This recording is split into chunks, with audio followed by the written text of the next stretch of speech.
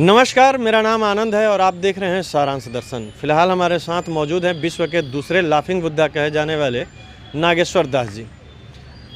आप इनको बखूबी जानते हैं, बेहतर तरीके से जानते हैं। इनका काम और इनका नाम आज तक कहीं छुपा नहीं है। लगभग बिहार और उत्तर प्रदेश के 300 जेलों में जा चुके हैं।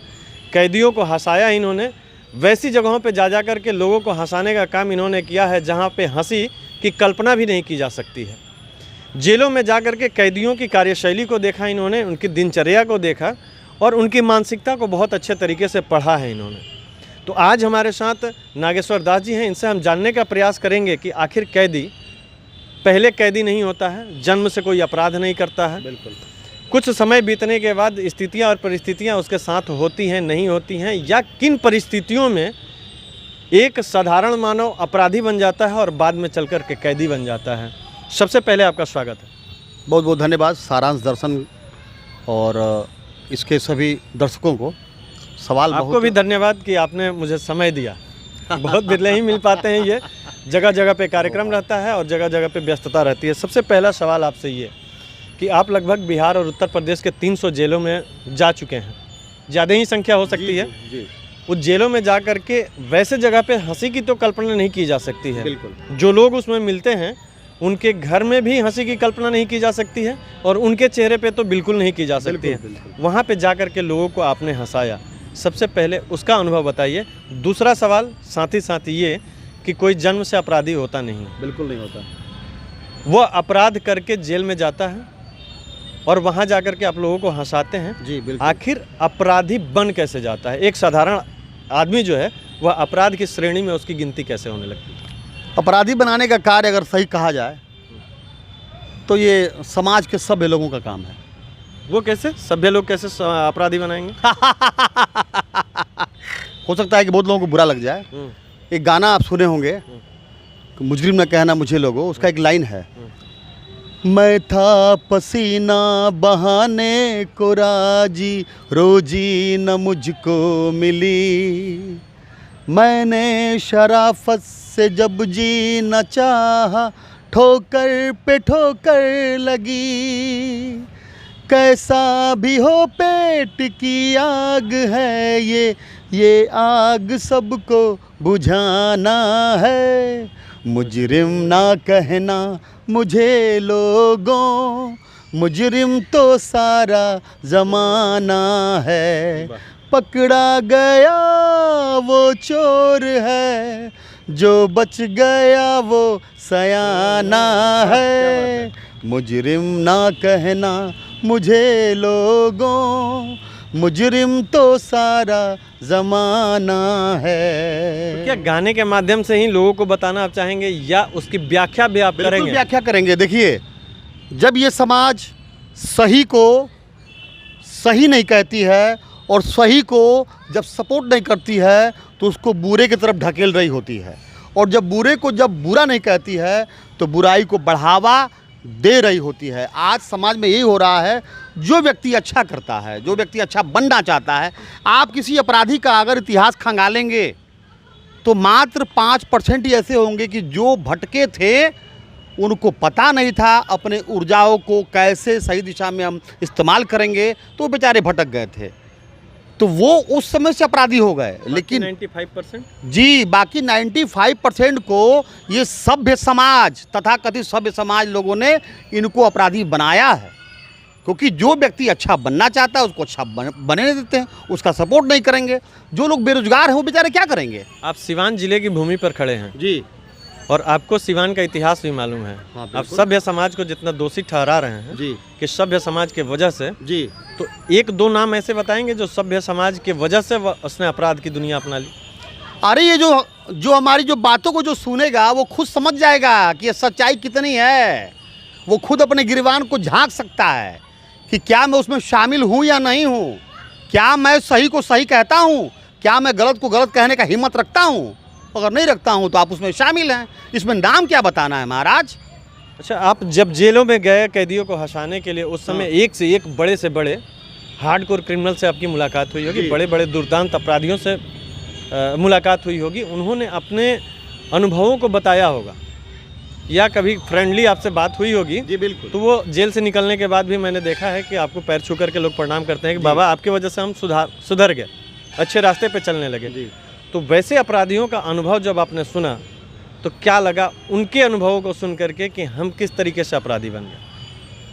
अपराधी बनने का मैंने यही बताया कि बेचारे कुछ लोग परिस्थितियों बस अपराध कर बैठते हैं, और कुछ लोग अज्ञानता बस कर बैठते हैं, और कुछ लोग जिनको पता नहीं है अपने ऊर्जाओं को कैसे सही दिशा में हम लेके जाएंगे, उसके वजह से कर लेते हैं। लेकिन इसमें से ज़्यादातर जो होते हैं, जो संख्या जो ज़्यादा है वो है परिस्थितियों बस, कि उनके साथ ऐसी परिस्थितियाँ आईं, वो कुछ बेहतर करना चाहे, वो किसी के पास गए लेकिन किसी ने उसका सहयोग नहीं किया, सपोर्ट नहीं किया, तो बेचारे पापी पेट का सवाल है, क्या करते हैं। एक और घटना है जो कि सोशल मीडिया पे आपने पोस्ट किया है जी। वीडियो के माध्यम से। जी। उसमें एक मदारी वाला है, वो मदारी जादूगर है जी। मदारी वाला नहीं कह सकते, बिल्कुल। वह जादूगर है जो कि जी। एक पत्थर को 3 कटोरे के साथ जी, वो अपनी जादू दिखा रहा है, कभी पत्थर को गायब कर रहा है, कभी सिक्के को गायब कर रहा है। जी। उसमें कुछ वाकया हुई थी, उसको भी जरा बताएं। बिल्कुल, ये हमारा आपने उसमें कहा था जी कि अगर आप लोग सपोर्ट नहीं करेंगे तो ऐसे ही ऐसे लोग ऐसे लोग जो है फिर गलत रास्ते का इस्तेमाल करेंगे। जी। हुआ क्या था पूरा? हुआ ये था कि वो लड़का आया जो थोड़ा सा कुछ कला जानता था। वो कुछ लोग वहाँ चाय पी रहे थे, वो आया, कहा कि मैं कुछ जादू दिखाना चाहता हूँ आप लोगों के बीच, जिससे आप लोग 2-4 रुपये हमको दे देंगे तो मेरा भी रोजी रोटी चलेगा। तो लोगों कहे कि सब भी लोग थे, कहे कि अरे चलो हटो हटो, हमारे पास तो जादूगर ऐसा ही है। तो मैं कह अरे भैया जादूगर कहाँ है? वो अगला आया है, आपसे भीख तो मांग नहीं रहा है, वो तो अपना कुछ कला दिखा करके और आपसे कुछ सहयोग लेना चाहता है। तो अगर आप सहयोग इसका नहीं करेंगे तो आप जैसे लोग ही अपराधी पैदा करेंगे। जब इसका पेट नहीं भरेगा तो जाके चोरी करेगा, छिनैती करेगा, तो इसके जिम्मेदार आप होंगे। और ये बात तो उन लोगों को कुछ लगा, मैं कहा कि चलो दिखाओ। जब उसने अपना कला जब दिखाया तो किसी ने 10 दिया, किसी ने 5 दिया, उसके पास बेचारे के पास 100 रुपये इकट्ठा हो गया। ऐसे करके अगर 10 जगह भी अगर गया, अगर 50-50 रुपये पाया तो 500 रुपया का उसका काम हो गया। और आज के समय में एक व्यक्ति को जिंदा रहने के लिए कम से कम 500 रुपये चाहिए पर डे, तब वो जिंदा रह सकता है। अगर उससे कम होगा तो ये मान के चलिए या तो वो कहीं से कर्जा लेगा, और या तो वो कुछ गलत रास्ता इख्तियार करेगा, और इसका दोषी ये सभ्य समाज होगा। दुनिया की बात छोड़िए, मैं अपनी बात बता रहा हूँ। मुझे एक ऐसे आला अधिकारी मिले जिन्होंने मेरे कार्यों पे प्रश्न उठा दिया। आपके कार्यों पे? जी। ये बड़ी विडंबना का विषय है। उन्होंने कहा कि महाराज ये जो कार्य करते हैं उसके लिए आप पैसा लेते हैं, हमारे यहाँ तो लोग फ्री में करना चाहता है। मैं क्या, वाह, आप इतने बड़े पद पे बैठ करके आप तो फ्री में सेवा कर रहे हैं महाराज, आप तो सरकार का फ्री में सेवा कर रहे हैं। जब आप फ्री में सेवा कर रहे हैं तो मुझे भी करना चाहिए, पैसा मुझे थोड़ी चाहिए। अरे मैं जिसके यहाँ जाता हूँ भोजन के लिए, मैं जहाँ से राशन खरीदता हूँ उसको देना होता है पैसा, मैं जिस दुकान पे जाता हूँ कपड़ा खरीदने उसको देना होता है पैसा, मैं जिस गाड़ी से ट्रेवल करता हूँ उसको देना होता है पैसा। मुझे पैसे की ज़रूरत नहीं है सर, उन लोगों को देने के लिए चाहिए। मैं कहाँ, मुझे अपने लिए चाहिए। आवाज़ उनका रुक गया। मुझसे एक अधिकारी ने कहा कि अगर आप किसी का सहयोग नहीं करते हैं, जो व्यक्ति समाज में अच्छा करना चाहता है, उसका विरोध भी नहीं कीजिए। अगर नहीं करते हैं तो आप एक अपराधी पैदा कर रहे हैं, इस बात को आप जान लीजिएगा। और वो आज भी वो अधिकारी से मेरा हृदय से मेरा संबंध है, क्योंकि उनका मेरा विचार सेम मिलता जुलता है। चलिए, बहुत सारी बातें हुई, आपने सभ्य समाज को जिस तरीके से दोषी ठहराया है अपराधियों को बनाने के प्रति, तो निश्चित रूप से कहीं ना कहीं यह प्रमाणित भी है। जी, प्रमाणित है ये। दूसरा सवाल सर आपसे ये होगा कि फिलहाल बिहार में राजनीतिक पारा जो है चरम पे है। एक गर्मी का पारा चरम पे है, दूसरा राजनीतिक पारा भी चरम पे है। जी बिल्कुल। बिहार में फिलहाल 3 चेहरे ऐसे हैं जो मुख्यमंत्री पद के प्रबल दावेदार माने जा रहे हैं। एक तो सिटिंग है, हाँ, नीतीश कुमार जी, दूसरा तेजस्वी प्रसाद यादव, और तीसरा बड़े जोरों शोरों से अपने पार्टी का प्रचार कर रहे हैं प्रशांत किशोर जी।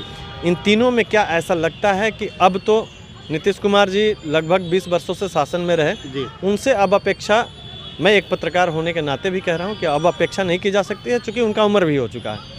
लेकिन क्या आपको बेहतर भविष्य बिहार के लिए तेजस्वी प्रसाद यादव से दिखता है या प्रशांत किशोर से दिखता है, जो विकासशील प्रदेशों की श्रेणी से निकाल करके बिहार को और विकसित प्रदेशों की श्रेणी में ला करके खड़ा करेंगे? देखिए, इन तीनों लोगों को देखने के बाद मुझे जो लगता है, प्रशांत किशोर जी जो बात करते हैं उसके अंदर तथ्य है, उसके अंदर सत्य है। वो बात बिहारियों के लिए करते हैं, न कि बिहार की बात करते हैं। वो बात बिहारियों के लिए करते हैं कि बिहारी जो पलायन कर रहे हैं, जो अदर प्रांत में जा रहे हैं, अदर देश में जा रहे हैं, तो बिहार तो अपने आप में इसका गौरव गाथा पूरी दुनिया जानती है। और ये जाके अदर के यहाँ जा करके मजदूरी करे तो ये बहुत शर्मनाक बात है।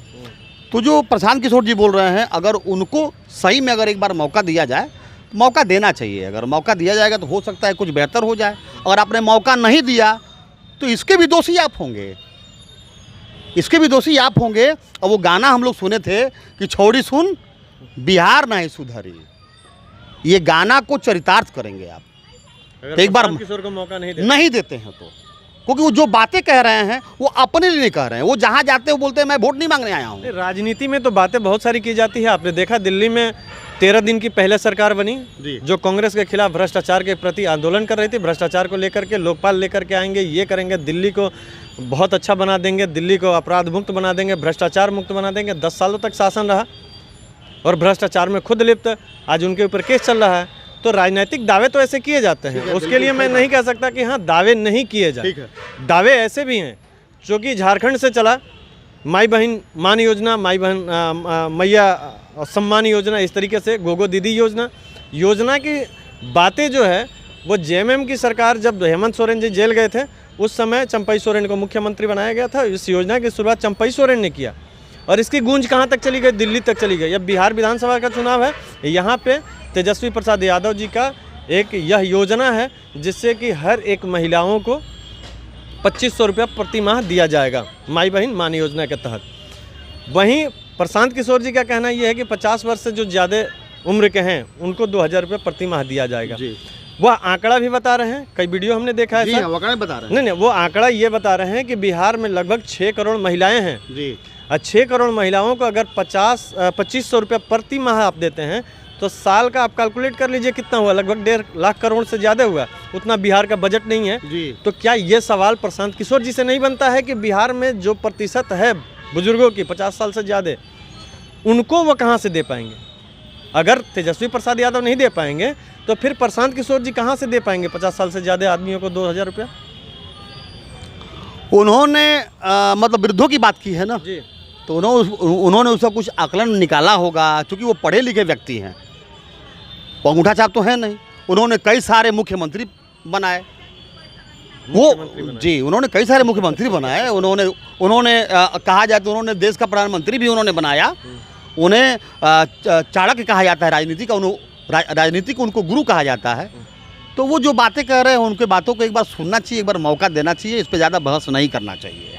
चलिए, बहुत धन्यवाद हमारे साथ बने रहने के लिए नागेश्वर दास जी। इन्होंने अपराधियों पे खुल करके बात की और साथ ही साथ राजनीति पे और बिहार के भविष्य के लिए भी अच्छी बात इन्होंने की। फिलहाल के लिए बहुत धन्यवाद। आप देख रहे थे